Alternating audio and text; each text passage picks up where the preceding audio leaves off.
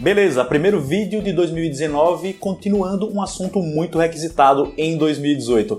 Eu fiz uma publicação nas histórias do Instagram do canal pedindo para que vocês mandassem dúvidas sobre o Pocophone F1, esse smartphone da Xiaomi que está gerando muito interesse já há algum tempo. Vocês mandaram as perguntas, eu as selecionei aqui e bora nessa responder. A fluidez dele é igual à de um top de linha?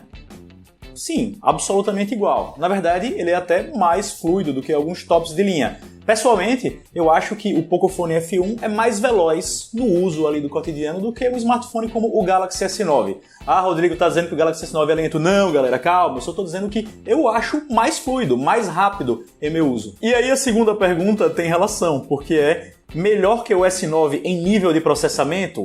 Bom, em nível de processamento não, ambos utilizam o mesmo processador, mas de repente por alguma otimização no sistema eu percebo isso que eu mencionei na outra resposta. Percebo o Pocophone F1 um pouquinho mais rápido no manejo de aplicativos. Tem infravermelho para desligar a TV dos outros? Eita, espírito de porco, não. Não tem infravermelho, você não vai poder sair trollando geral não. Na sua opinião, para quem valoriza muito foto, ele é decepcionante? É uma boa pergunta porque as câmeras vêm sendo mencionadas como um ponto negativo claro do Pocophone F1 na maioria das abordagens que a gente vê pela internet. E é aquela coisa, as câmeras dele não estão no nível de tops de linha como Galaxy S9 Plus, iPhone X ou os sucessores. Não estão, mas isso não significa que as câmeras do Pocophone F1 são ruins. De repente ele está ali um pouco abaixo no nível de um Moto G6 Plus, talvez um pouco melhor em alguns cenários. O fato é que esses smartphones intermediários avançados já atingiram um nível de qualidade de imagem super satisfatória para a grande maioria das pessoas, né? Você consegue tirar bonitas fotos de dia e à noite, e eu acho que é o caso do Pocophone F1. Então, para a gente sair desse ponto para dizer que ele é decepcionante, é um salto muito grande. Ele não é decepcionante. Agora, se você tem câmeras como o principal ponto, obviamente existem outras opções nas quais você deve mirar. A tela é tão ruim quanto dizem, ouvi relatos de retenção de imagem. Outro ponto que vem sendo mencionado como negativo, né? As pessoas falam da tela e das câmeras. E a abordagem da minha resposta é parecida com a da anterior. Não é uma tela ruim, só não é uma tela do nível de figurões como o LG G7, e eu menciono porque a LG é famosa por fazer bonitos painéis LCD e o G7 é o top de linha dela, né? Então eu diria que é uma tela ali do nível da de um intermediário avançado, de repente o Moto G6 Plus mesmo, e ele é top of mind, vem logo na minha cabeça, por isso que eu menciono, o que não significa que seja ruim. É uma boa tela sim, utilizando, se você não sai lendo o que o pessoal tá falando aí, você pega a tela, é satisfatória, sabe? Você utiliza sem qualquer problema. Não é um painel ruim. Tão ruim quanto dizem, parece que é uma porcaria, né? E não é bem isso, só não é uma tela top. Agora, muitas pessoas vêm falando pela internet, a gente não sabe qual é a dimensão do problema, que tiveram problemas como se fossem de hardware em relação à tela do Pocophone F1, como vazamento de iluminação. O que é vazamento de iluminação? Nas bordas do LCD ficam esbranquiçadinhos assim, como se a iluminação traseira do painel tivesse vazando, né? Tivesse entrando ali para frente, uma coisa que é indesejada. E em relação a isso, eu não posso atestar porque a minha unidade não apresentou esse tipo de problema. Então é aquela coisa, se você compra um Pocophone F1, o que eu digo é fique super de olho nisso nas primeiras horas, nos primeiros dias de utilização, porque se você percebe que pegou uma unidade que tem esses problemas, aí você devolve para a loja, já que a gente sabe que a longo prazo a garantia desses smartphones Xiaomi não é como a que a gente tem em aparelhos nacionais, né? Vale a pena importar nesse final de ano ou devo esperar até outro ano, já que o frete tá um absurdo? Bom, já estamos no próximo ano, né? Eu recebi essas perguntas no finalzinho de 2018 e não deu para responder antes do Réveillon, mas eu acho que neste momento vale a pena importar se você o consegue perto da faixa original dos 300 doletas. Se ele já passa de 350 e vai chegando perto dos 400, complica, porque hoje em dia a gente tem opções à venda em sites como o Mercado Livre, que tem valores aceitáveis, não tão longe assim do que você conseguiria importando, mais taxa de R$250 quando chegar aqui nos Correios, mais taxa de R$15 de entrega e esse tipo de coisa. Agora, essa situação do frete, que tá um absurdo, diz respeito a algumas lojas, né? Algumas lojas realmente aumentaram o preço do frete por problemas em relação ao Brasil, que são profundos demais para a gente abordar numa resposta como essa. Eu acho que você pode optar por outras lojas que cobrem fretes mais baratos. É difícil a gente saber quando é que essa situação vai se resolver, né? Então, A minha resposta geral é, quanto mais ele se aproxima dos 300 doletas, ainda é uma opção ok para importar, boa até, porque você vai economizar alguns reais ali. Como está a fluidez dele com vídeos no Instagram?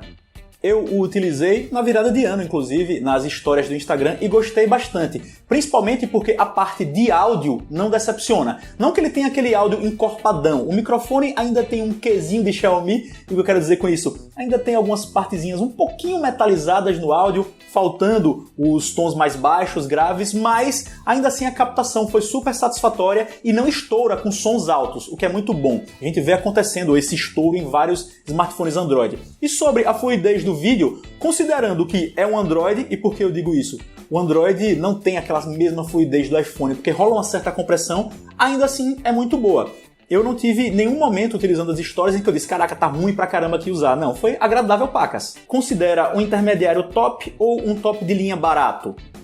É uma outra pergunta que eu recebi bastante nesta sessão. O Pocophone F1 é um top de linha, tem muitos vídeos sendo publicados sobre isso na internet, e esse é um conceito subjetivo, galera. De repente alguém vai dizer, ah não, top de linha é o que tem isso aqui e o Pocophone não é. Fato é que ele tem especificações, força bruta de um top de linha e perde para grandes figurões em aspectos como as câmeras.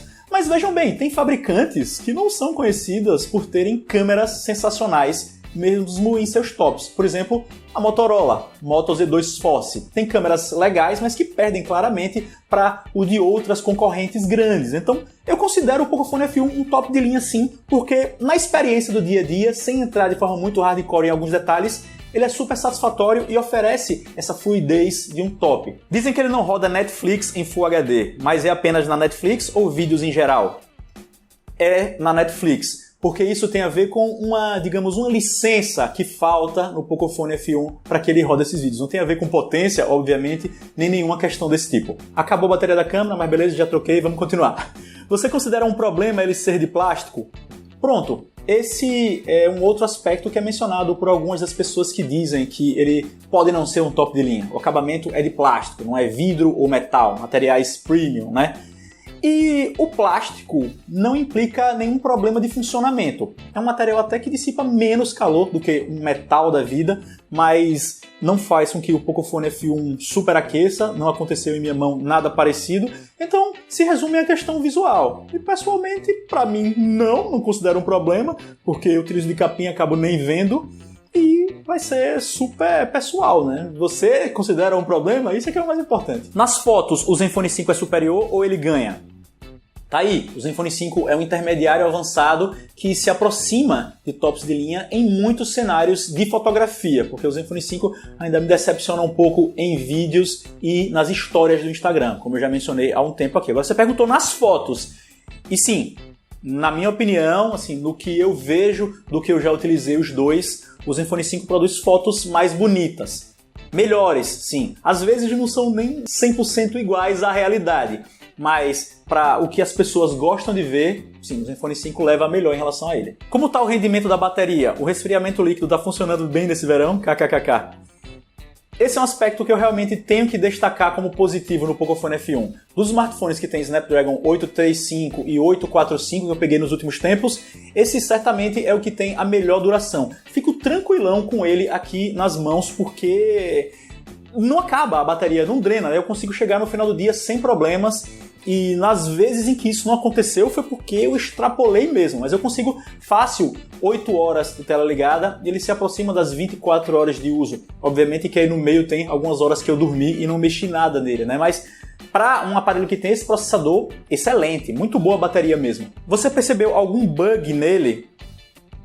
O bug que eu percebi foi específico. Eu tenho aqui um mini drone da Xiaomi, o Mi 2 Drone, pequenininho, né, de brinquedo e tal.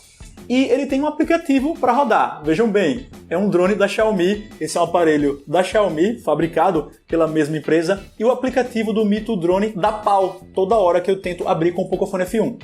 Isso me deixou muito puto. Inclusive, neste momento eu estou sem ter como mexer no droninho, porque esse é o aparelho Android que eu tenho em mãos. Então, fiquei puto com isso. É um bug específico, mas que é importante para mim. Ele ou o OnePlus 6?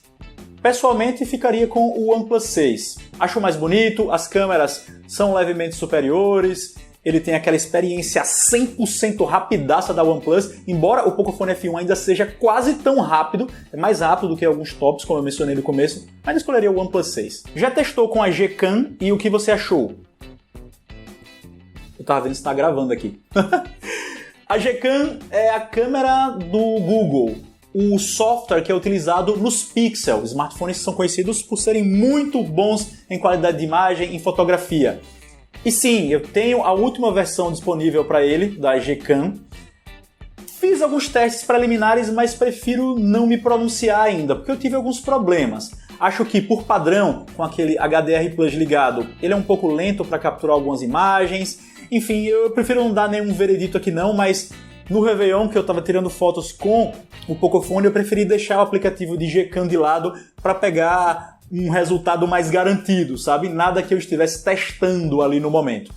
Gente, eu vou terminar essa primeira parte aqui, vou continuar respondendo perguntas em uma parte 2.